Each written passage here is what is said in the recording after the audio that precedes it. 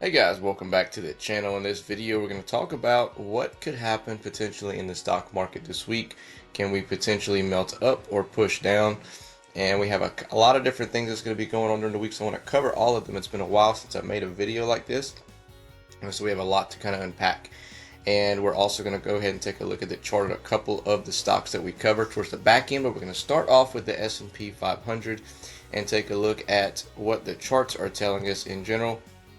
Right here, 62, 90, 22 all-time highs of the S&P 500. We are currently right underneath overvalued. We are in a 180-day 4-hour time frame bearish pattern, believe it or not, in the overall market.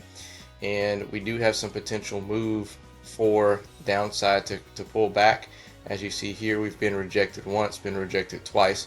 Typically signals that we're going to come a little double top pattern, potentially come down and pull back and get some type of retracement. And there's a lot of things that could happen this week that could potentially signal and set this off. It doesn't mean the market's crashing. It doesn't mean it's coming all the way back down here to the April lows or anything like that, but potential buying opportunities for some of your stocks and your plays that you've been looking at may be coming up this week, in my opinion. Although it doesn't have to last all week, it could just be for a day or two.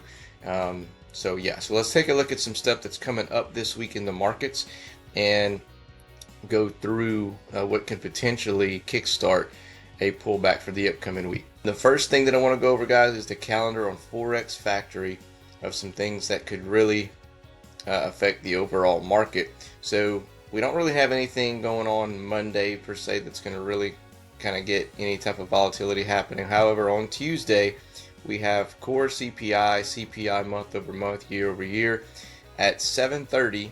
That's an hour before the market opens. This is going to either push up hard or make us come down. This is inflation data right here. And remember, these are like lagging indicators based on inflationary data numbers, and with all the tariffs, I know we've been hearing positive tariff talk, but there's also talk about how, which is one of the reasons why the Fed has not cut rates yet, they want to make sure that all the tariffs don't cause inflation and they don't actually push inflation back up before cutting rates. Okay, on Wednesday we have PPI, which is kind of pretty much, you can almost kind of guess what that's going to be based off of the CPI. It's really not that big a deal in regards to the market. CPI is a really big thing. On Thursday, we have core retail sales, unemployment claims. That's a big one there, red folder event. So on Tuesday, Wednesday, and Thursday, all red folder events that could potentially push the market really high or spook the market and bring it down. However, before Tuesday, we have something else that can potentially spook the market as well. So let's take a look at that as well. Over the weekend, Trump announced that he will make a major statement on Russia as aerial attacks on Ukraine continues. He's been very vocal about how he's not pleased with his discussions with Vladimir Putin and has just approved sending more weapons over to Ukraine. And so basically, came out and said he's going to make some major statement on Russia next week. A lot of speculation, basically, that he's going to come out and possibly put some other sanctions on Russia. But here's some key facts from the article. It says President told NBC that he was disappointed in Russia, but we'll see what happens in the next couple of weeks. Without offering details, he said he's going to deliver a major statement on Monday. Okay, I don't know what time this is happening, but he's going to deliver it on Monday. The president also discussed the details about weapons shipments to Ukraine, and he described a deal between U.S., NATO, and Ukraine. Trump said the U.S. was sending weapons to NATO, which the alliance was paying for 100%, and then NATO would be sending those weapons over to Ukraine. All right.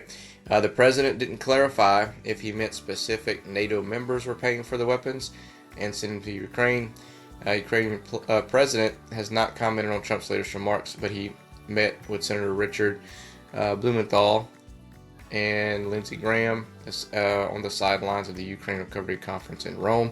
So, this is definitely not something that I think the market's going to necessarily like, because, we've been hearing like, oh, we're going to end the war, blah, blah, blah, blah, blah, and we're not sending anything over to Ukraine. And then now war's continuing. Now we're sending things over to Ukraine. Okay, and then what type of announcement is he going to make? Is it going to make it seem like we're, attacking Russia, at war with Russia? I don't know. I'm not sure what's going to happen, and you really never know what he can say. He's basically, Trump is basically driving the market right now on his comments, right, on news conferences and Truth Social posts, in a sense. So that's something potentially that can spook the market, depending on what he says. However, the flip side of that, statement from chairman of the board, Fannie Mae and Freddie Mac, on reports that Jerome Powell is considering resigning. So there's been indication that he is thinking about stepping down and just kind of walking away, because, as you know, Trump has been such a big critic on him of why we're not cutting rates, and it says, I'm encouraged by reports that Powell is considering resigning. I think it'll be the right decision for America and the economy will boom. That's from Washington, D.C. I think it's actually Trump that said that. It put it out on Truth Social. And so if we see that he's resigning, the market's going to see that this is bullish, because Trump has already said that whoever they replace Powell with is going to be someone who wants to cut rates immediately. Not wait on inflation data, not kind of twiddle their thumbs, immediately come in, cut rates, and get everything, push the rates down, everything like that. So that's going to be a bullish thing in a sense. Honestly, this is what, in my opinion, started really kickstarting the crypto market last week. Was this rumor started circulating, and all of a sudden everything just started pushing up. Okay, and so this week will be interesting, because what if he doesn't resign, for one? What if the CPI data numbers come out and Powell's right? What if CPI data numbers are higher than what's expected? What if inflation comes back a little bit hotter than what we're thinking? Okay, that can signal a pullback. On the flip side of that, what if he does resign? What if inflation numbers are really good again, and we beat inflation numbers, and inflation keeps coming down? The market's going to go crazy. I don't think the statement on Monday is going to be that big a deal. Whatever Trump says, it may spook the market temporarily, but I think if something like this happens with him stepping down, meeting Jerome Powell, and if and the data numbers are good, I mean, the markets are going to love that. Okay, but if you look back at the charts, like I said, a little double top pattern. We are due for some type of correction and cool off period, although it doesn't have to be a very large one, or one that lasts a considerable amount of time. All right, so let's talk about our stocks for a second. We're going to look at Tesla, and we're going to talk about that first, because it's gotten a lot of negative attention lately. And one of the main things that I've seen was JP Morgan apparently dumped all of their shares, and they have actually been recommending that their clients short Tesla stock, saying that it's expressed a bearish sentiment towards Tesla, which they're not wrong, with analysts citing concerns about potential share dilution, increased competition, and challenges in meeting production targets. This has led to JP Morgan issuing price target cuts and suggesting investors short Tesla. Production concerns, they're saying that they highlight potential difficulties in Tesla ramping up production of the Model 3, particularly in relation to previous misses in 2017. The EPS, earnings per share, saying potential impacts from the changes in California's zero-emission vehicle credit policies and the expiration of the clean car credit. Price target cuts, they've reduced its price target on Tesla, suggesting a potential 60% downside over the next year. And then short selling, they've said that they've advised investors to short Tesla shares, meaning they are betting that the price will fall. And then reasoning for bearishness, saying federal subsidies, challenging macroeconomic environment as headwinds for Tesla, even as the company plans to introduce lower cost model. All of this, yeah, it sounds nice and smart. The real reason though, is Elon Musk. Let's be honest. Okay, if he would shut his mouth and not stay on Twitter and say all kind of stupid crap and stay out of politics, none of this would be that big a deal, in my opinion. Because every time we have something going right on the stock, he comes out and says something and he drops it down. Okay. Keep in mind, we also have earnings coming in on, I think, on the 23rd for Tesla. So again, though, this is kind of mixed, because you have, this JP Morgan saying this. However, last week Cathie Wood, ARK Invest, has actively been buying Tesla shares recently on July 11th. They purchased a total of 59,705 Tesla shares, an $18.5 million investment. This buying activity indicates a continued bullish outlook on Tesla stock from ARK Invest. So longer term overall, they're bullish on the stock. Okay, so you can have mixed opinions on this particular stock here, but let's take a look at the technicals just in general and kind of go over what that's telling us, and then we'll take a look at a couple of the other stocks as well that we cover on the channel. As you see here, last week Tesla tried to make a little bit of a comeback here. We got all the way to 313.51.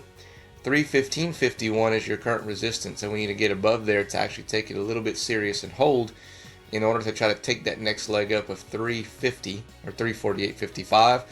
Below that support level is 268.48, and if we pump our head against here and we get rejected, that could be potentially where the stock would head. Okay, if we get above 315.51 and we get that next leg up and we retake 350 and we hold, big news, the golden cross breakout indicator would be in effect, and we should start seeing it recovering and probably trying to get more, an attempt more to try to take back over that $400 price point. So just because somebody says the stock's going to go down doesn't mean the stock's going to go down.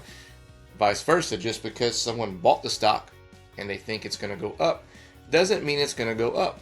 Okay, so you really have to kind of be, diligent on doing your own research and understanding what the charts are saying, what the sentiment is doing.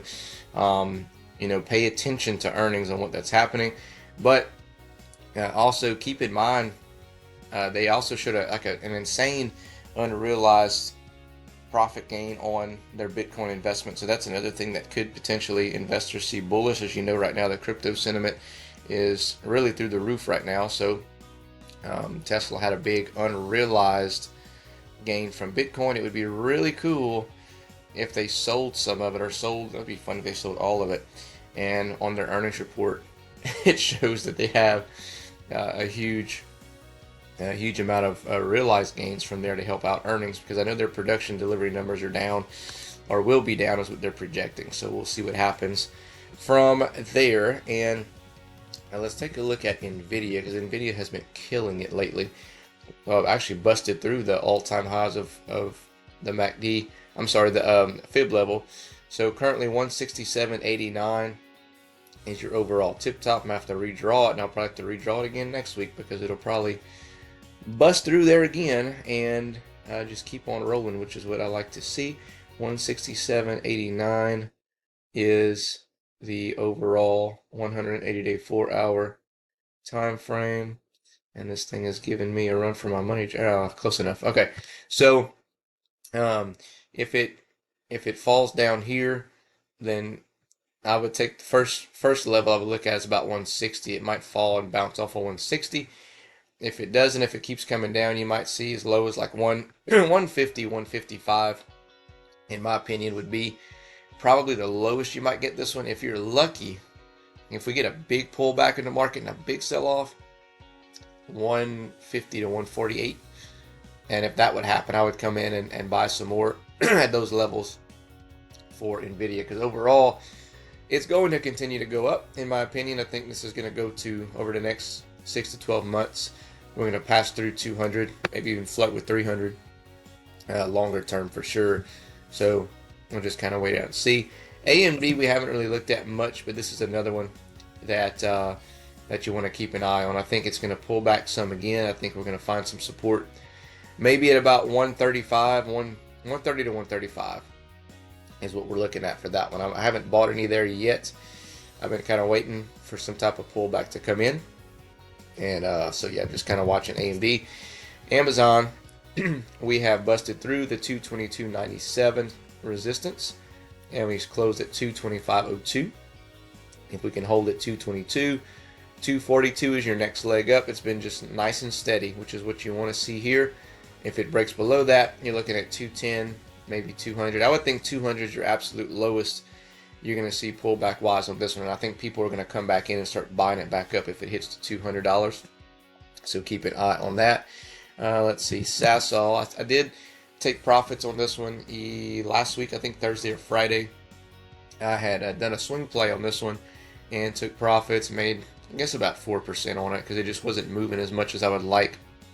Bought somewhere around here, or somewhere around here, and took profits around here. So I might have been actually a little bit over 4%. I don't know, but I did take profits on it. I'm going to look to re-enter, but currently your support 487. If it goes below that, about 436. 538 is going to be, I'm sorry, your support. Your resistance will be 538. And if it gets past there, you want to see it bust through there, go to 6 and then maybe 7. Overall, longer term, I think this one has potential to get back to $15 to $20. If you're looking for a slow and steady overall, a good buying opportunity. Man, this would have been a great buying opportunity here at 273. Would have doubled your money by now. And we talked about that way back whenever it was around that time. And we did buy some around that time too, I think. So, anywho, if you're not subscribed to the channel, make sure that you do that and like the video too. Okay, let's see. What's the next one? ZNOG. Let's go over Resign, all in gas, ticker symbol ZNOG. And this one here, it seems to be finding some pretty solid support at about 20 cents, okay? And I think it's going to be a big week again for ZNOG, a really telling week of what direction we're going to go.